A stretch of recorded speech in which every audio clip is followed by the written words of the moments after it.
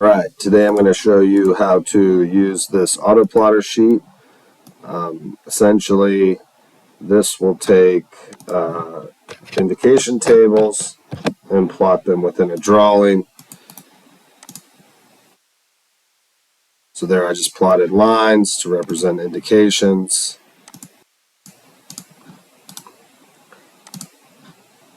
So this next column over, highlighted in yellow, this will plot rectangles.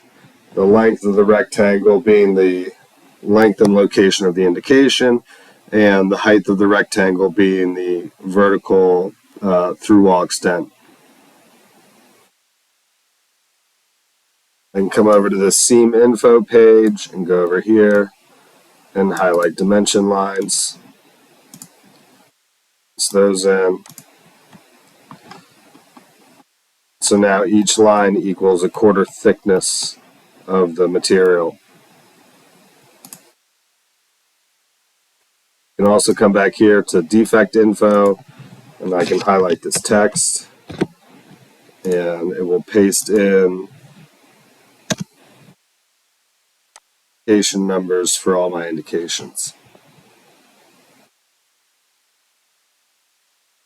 Here's the indication numbers. You'll have to do some scaling on this beforehand.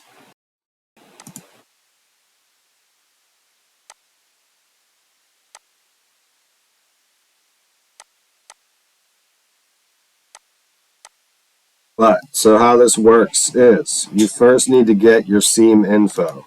To get your seam info, you'll click on this seam line, click Properties, and you will take the X start and Y start and X end and Y end, and you will plug that information into this seam info page. So you'll give the seam a name, a direction, and then here's your X start, Y start, X end, Y end, and then enter in an actual length. It's important to note here that your X start and your Y start will be the lower number, and your X end and Y end will be the higher number. You could draw a line in AutoCAD and start over here and end over here. So that's your start, that's your end. But in this case, we always want the lower value in the X start and the Y start. And just for reference, X goes this way and Y goes this way.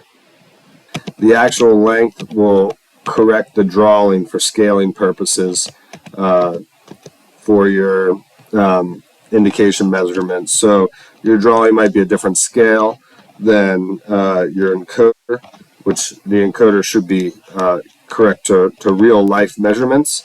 So this will correct for that scaling factor. So once you enter in all your seams, and you'll come over here to this defect info page, and the only thing you're changing on these sheets is the information in blue. Anything in gray is an equation. These yellow ones are equations as well, so I wouldn't recommend changing those. So you'll put in your seam name, indication number, start, distance, height, index location, which side of the weld it appears on, and whether or not you want to augment this off of the weld seam. That's specifically for the vertical line. So if this was 0, they would plot, or they could potentially plot on the seam line itself, and you wouldn't be able to see them. So that's this sheet in a nutshell. All of these equations, if you want more seams, copy this, drag it down, change the information, copy all these equations down, and likewise with the indications. You can delete this data. Anything in blue, you can delete it, and it won't cause any problems. You get some NAs, but you didn't break anything. Everything still works.